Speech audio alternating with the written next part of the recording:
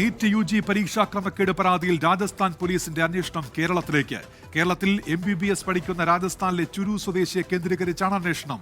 അച്യുതൻ വിവരങ്ങളുമായി ഡൽഹിയിൽ നിന്ന്. അച്യുതൻ, എന്തൊക്കെയാണ് വിശദാംശങ്ങൾ?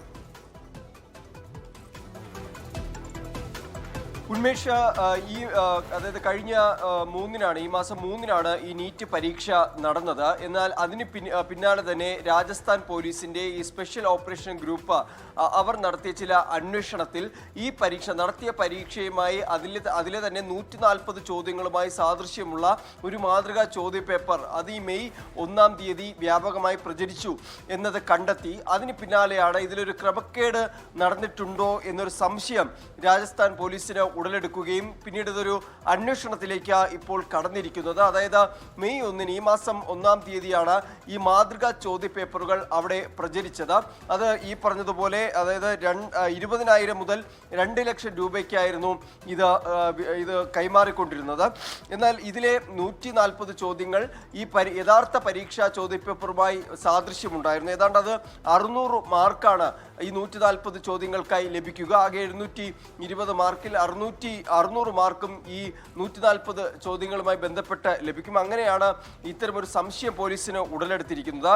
ഈ ശിക്കാറിൽ വിൽപ്പന നടത്തിയ ചോദ്യപേപ്പറുകൾ കേന്ദ്രീകരിച്ചാണ് ഇപ്പോൾ അന്വേഷണം ഉണ്ടായിരിക്കുന്നത്. ഇതിൽ കേരളത്തിൽ MBBS പഠിക്കുന്ന ചുരു സ്വദേശിയായ വിദ്യാർത്ഥി ശിക്കാറിലെ തന്റെ സുഹൃത്തിന് ആയിരുന്നു ഈ മാതൃകാ ചോദ്യപേപ്പർ പരീക്ഷയ്ക്ക് മുൻപായി കൈമാറിയത്. പിന്നീട് അത് പലരിലേക്കും എത്തുകയായിരുന്നു. എന്തായാലും നിലവിൽ ഇപ്പോൾ ഈ അന്വേഷണം കേരളത്തിലേക്ക്, ഈ ചുരു സ്വദേശിയായി കേരളത്തിൽ MBBS പഠിക്കുന്ന വിദ്യാർത്ഥിയെ കേന്ദ്രീകരിച്ചുകൂടി ഇപ്പോൾ രാജസ്ഥാൻ പോലീസ് അന്വേഷണം നടത്തുകയാണ്. പക്ഷേ NDA അറിയിച്ചിരിക്കുന്നത് ഈ പരീക്ഷയിൽ യാതൊരു തരത്തിലുള്ള അല്ലെങ്കിൽ ചോദ്യപേപ്പറുകൾ ചോരുന്ന തരത്തിലേക്കുള്ള ഒരു തരത്തിലുള്ള വീഴ്ചകളും നിലവിലുണ്ടായിട്ടില്ല. എന്തായാലും അന്വേഷണം നടക്കട്ടെ.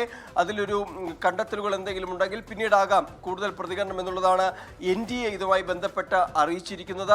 നിലവിൽ പോലീസ് അന്വേഷിക്കുന്നത് ഈ ചോദ്യപേപ്പറുകൾ ചോർന്നിട്ടുണ്ടോ എന്നുള്ളതാണ്. ഇനി ചോർന്നിട്ടുണ്ടെങ്കിൽ അത് ഏത് സാഹചര്യത്തിലൂടെയാണ് എന്ന് തുടങ്ങിയ കാര്യങ്ങളിലാണ് ഇപ്പോൾ ഈ രാജസ്ഥാൻ പോലീസിന്റെ അന്വേഷണം പുരോഗമിക്കുന്നത്. ഉന്മേഷ്, അച്യുതനാണ് വിശദാംശങ്ങൾ നൽകിയത് ഡൽഹിയിൽ നിന്ന്.